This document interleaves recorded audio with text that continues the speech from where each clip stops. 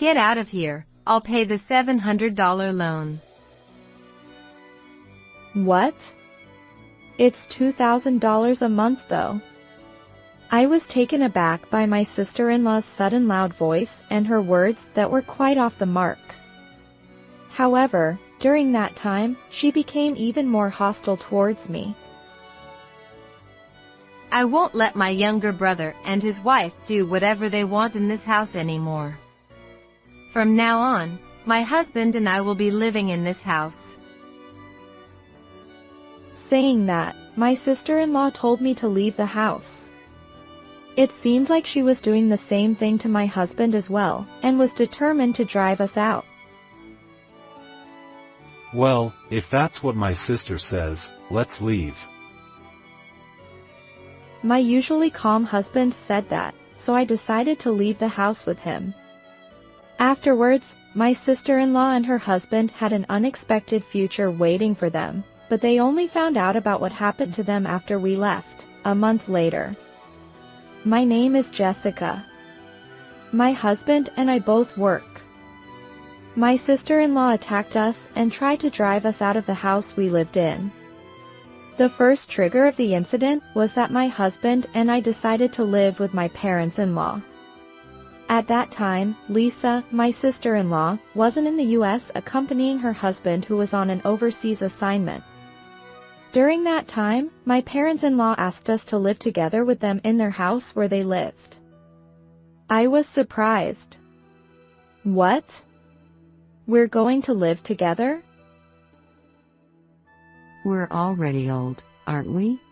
If we live alone at our age, we don't know what might happen.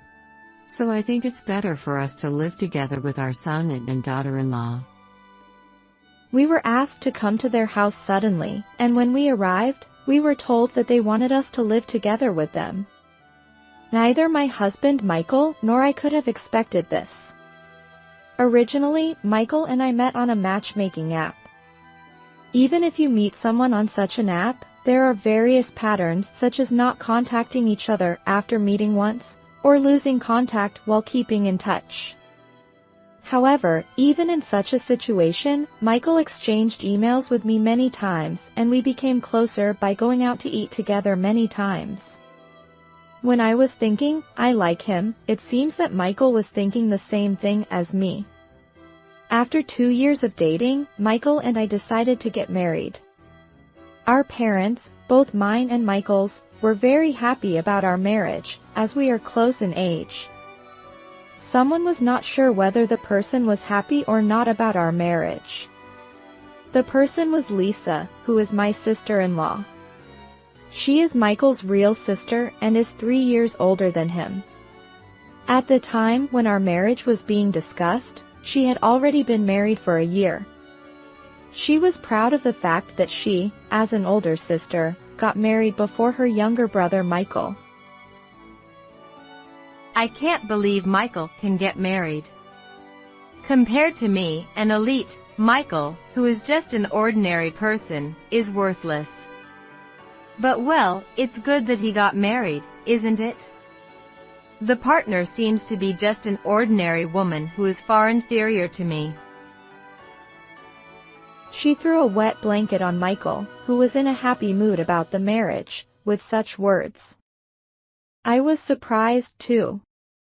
Even after that, Lisa continued to make fun of me and Michael. My husband is going on an overseas assignment. He's a rising star. I'm fluent in French too, so of course I'm going to follow my husband on his overseas assignment. Well, I don't think Michael and his wife, who are just ordinary people, can imagine our brilliant life. I didn't feel angry, perhaps because her way of making fun of me and Michael was too childish. It's not that I'm generous, but rather, she, who dismisses us as insignificant, was the one who was insignificant to me. Michael seemed to be used to Lisa's behavior and had the same smile as always. I also thought that if Michael wasn't angry, I wouldn't react and wouldn't say anything back to Lisa. It must have been commonplace for Lisa to continue to make fun of her younger brother without saying anything, but it seemed to bother her that I didn't react either. Lisa asked me, Jessica, are you really okay with Michael as your partner? Although I'm older than him, he is just an ordinary person who is not as good as a woman like me. No, Michael is a special person to me. I answered like this because I loved Michael myself, but Lisa didn't seem to be satisfied with my answer. But isn't a woman's happiness to marry a man with a high value and be supported by him? Just being in a high position makes you feel great, doesn't it? Certainly, there are people who think that it is a good thing to marry a husband who earns a lot of money and be supported by him. However, I am not a person who thinks such things, so I tilted my head and answered, I don't think so. With that answer, Lisa seemed to think of me as someone who was incompatible with her, a loser who couldn't agree with her own sensibility. Well, since you're going to marry Michael, you're just an ordinary type, aren't you? Both of you will have an unhappy life without creating anything from now on. But there are many people in the world who have no choice but to live such a life, so don't rot and do your best. I thought it was terrible to say such things to the two of us who were about to get married and be happy. Michael seemed to be used to Lisa's behavior and had the same calm demeanor as always. Watching him, I thought that I didn't even get angry about what Lisa said to me, and I was able to calm down. A while after we got married, Lisa and her husband went overseas. However, our parents-in-law, who had been living with Lisa and her husband until then, suddenly became lonely when the two of them were gone, and asked us to live with us this time. We had no reason to refuse, so we started living together with my parents-in-law under the condition that they would live with us until my sister-in-law and her husband returned from overseas. And then, what do you think happened? Lisa's husband's assignment period was extended, and before we knew it, Michael and I had been living with our parents-in-law for 10 years. During those 10 years, I also became pregnant and gave birth to a healthy baby boy. However, there was one thing that worried me. It was the aging of my parents-in-law's house. My son, who was very lively like a boy, often ran around the house, so I was always worried that the pillars might break if he hit them. However, my parents-in-law didn't say anything about it. That's only natural. Even if my parents-in-law were worried about the old age of the house, they didn't have the money to do anything about it. So Michael and I talked and decided to build a new house. We demolished the old parents-in-law's house and built a new one. If it's a new house, there's no need to worry about aging, and even if my son is lively, I don't have to worry about the house breaking. When Michael and I talked about demolishing my parents-in-law's house and building a new one, my parents-in-law were very happy. At that time, Michael and I also understood why my parents-in-law wanted to live with us. However, since there were no significant obstacles, Michael and I left my parents-in-law as they were. Then we demolished the old, aging building and built our new house. We weren't rich enough to pay for it all at once, so Michael and I took out a loan and paid $2,000 a month. I thought we would ask my parents-in-law for money too. Dad, Mom, about the loan for the house. How about $700 a month? My parents-in-law were surprised. Why do we have to pay? Isn't this the house that Jessica and Michael built? We're just living here, so why do we have to pay? They refused to pay anything. I thought that my mother-in-law and father-in-law were working, so Michael and I thought that they might pay $700 a month, although it might be a little too much. Even if it didn't work out, they should at least contribute $350. That's what we thought, but our thoughts were quickly overturned. my father-in-law and mother-in-law insisted that we build the house on our own and refused to pay any money.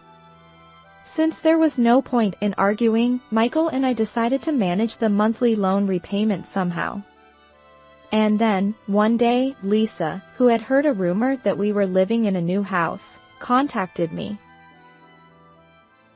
Hey, Jessica. I heard that you're living with my parents after we went overseas. Is that true? Yes, that's right. They said they were lonely because you and your husband suddenly disappeared after living together until now. That's a lie. Even though I was only telling the truth, she suddenly said that my words were a lie, and I was confused. What do you mean by a lie? But you and Michael are ordinary people. There's no way my father and mother would live with you. My father and mother relied on us elites. Lisa keeps saying elite, but I heard that when she went overseas, she quit her job and became a housewife, following her husband's overseas assignment. I have no idea what she means by elite. You're caught in the act and can't say anything, can you? I could only smile wryly. Lisa was wrong about everything, but I didn't know what to say to her because she was so confident. Oh, by the way, my husband and I are going back to the US next month. Oh, are you going back for a visit? I'll let your father and mother know. I replied. Since they were assigned overseas, my sister-in-law and her husband had not visited their parents' home very often. Even after they returned to the US, they only visited their parents' home a few times. If my sister-in-law came to visit, I'm sure my parents-in-law would be happy. No. We're not going back for a visit. From now on, my husband and I will be living in that house. What? I was surprised. You guys are no longer needed. My sister-in-law's words left me stunned. Lisa's announcement that she would be moving into her parents' home meant that her husband's overseas assignment had ended. Initially, Michael, our son, and I had planned to move out at this point. However, the loan was a concern. From now on, Lisa and her husband will be paying the $2,000 monthly mortgage instead of us. However, Lisa's husband is an elite who has been entrusted with an overseas assignment, and Lisa herself calls herself an elite, so there is no reason why they cannot pay what we could afford. Thinking this, I closed my mouth. I see. I hung up the phone. Lisa didn't say anything else after telling that she was leaving. Since there are things to consider from now on, I immediately told Michael about the contents of Lisa's contact. While I was talking while my son was at school, my parents-in-law with selective hearing overheard the words, "Lisa is coming home," and came to the living room with a smile. I'm glad. Lisa and her husband are finally coming home. This will put an end to our uneasy life. Until now, we had been paying off the loan, but in return, Michael and I had been receiving electricity and food expenses from my parents-in-law. Since we lived together, I thought it was unfair for only one party to bear the expenses. However, my mother-in-law and father-in-law had been concerned about that. The two of them seemed to have the idea that Making us pay for living expenses? It's obvious that Michael and Jessica don't earn enough. before we lived together, Lisa and her husband, who lived with my parents-in-law, never asked them for money, and they compared us to Lisa and her husband. It seems that they thought that we were okay to live with, but if Lisa and her family were coming back, we were not needed. Michael and I had started preparing to move out, as we had thought that our living together with my parents-in-law was limited until Lisa and her husband returned. From now on, Lisa and her husband can take care of the loan repayment. However, since we were suddenly told that they would be returning, it was difficult to find a good place to move out to. While we were busy with all of this, Lisa and her husband returned. What happened to that old house? She immediately turned to me. Oh, you're still here? Don't be so presumptuous as to stay in this house forever. Ordinary people should live in ordinary places. Here, I'll pay the $700 mortgage, so get out. I thought, what? It's $2,000 a month, but I soon realized that Lisa had heard about the $700 from my parents-in-law. When Michael and I asked my parents-in-law for help with the loan repayment, we talked about a monthly amount of $700. We thought we would pay our living expenses if they paid that amount, but in the end, my parents-in-law did not pay the $700, so we decided to have them pay our living expenses. Michael and I did not want to burden one side, even if it was family. In any case, I understood that Lisa had misunderstood the situation. I won't let the two of you do whatever you want in this house anymore. From now on, my husband and I will live in this house. She raised her voice even more and was determined to kick Michael and me out of the house. After reporting what Lisa had said to Michael when he came home from work that day. Well, if my sister says so, let's move out. I agreed with him. After all, even without Lisa's urging, Michael, our son, and I had planned to move out of this house. However, there are things we need to do before we leave. Since there is still a loan repayment left, we'll leave it to you from now on. Michael said as he handed over the documents related to the house's loan repayment. Yes, it's just the monthly repayment, right? We can handle it with ease. Lisa and her husband said, readily accepting the responsibility of repaying the loan from now on. Michael and I can now leave the house with peace of mind. We thought it would be better if the period of living together was short from the beginning, and above all, we didn't want to live with my parents-in-law, who have a little bit of an impolite side, because we thought our son would be going through a sensitive time from now on. On the day Michael, our son, and I moved out. You're finally leaving, huh? I heard from Mom and Dad. You've been getting your living expenses from them until now? Even though you're a couple with a child, how can you survive with that? You don't have any money, but you're raising a child? She said a lot of, but we were too busy moving to listen to her words. We didn't have time to listen. Well, Lisa saw that we were too busy moving and not listening to her words. How dare you? But despite all that, we were able to move into our new home. My parents-in-law were in a celebratory mood every day, as if they were very happy that Lisa and her husband had returned, and they didn't seem to be interested in our move. Lisa, on the other hand, seemed to feel that if we left quickly, nothing else mattered, so we didn't tell my parents-in-law or sister-in-law where we were moving. Thanks to that, we were able to prevent my parents-in-law and sister-in-law from barging into our new home. This was because, 1 month after we left my parents-in-law's house, Lisa called us many times.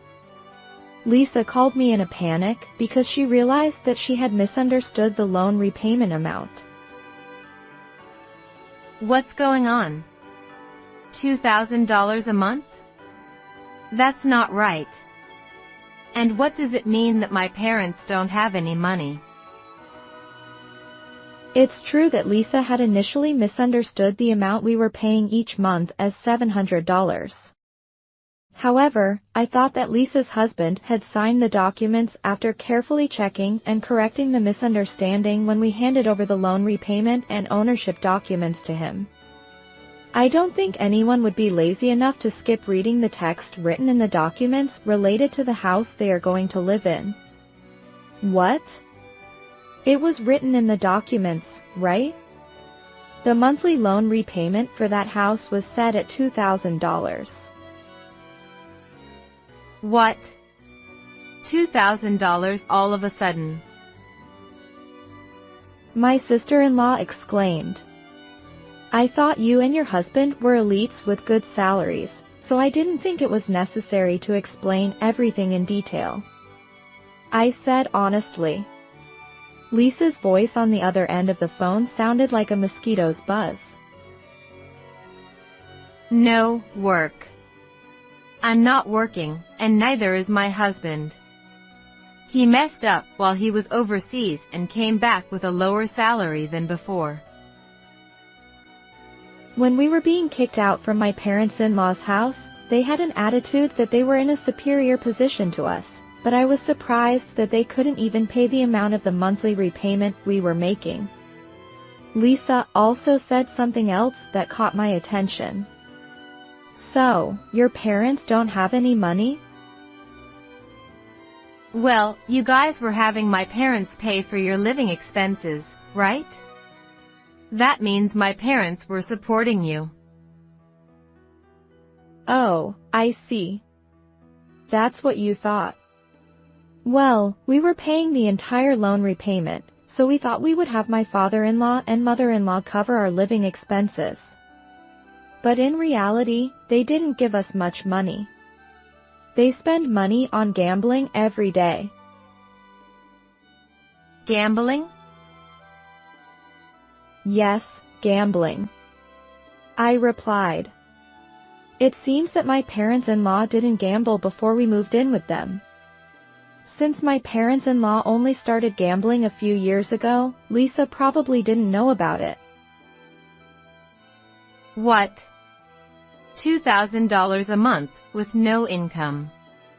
If I were counting on Mom and Dad's money, that's gone too.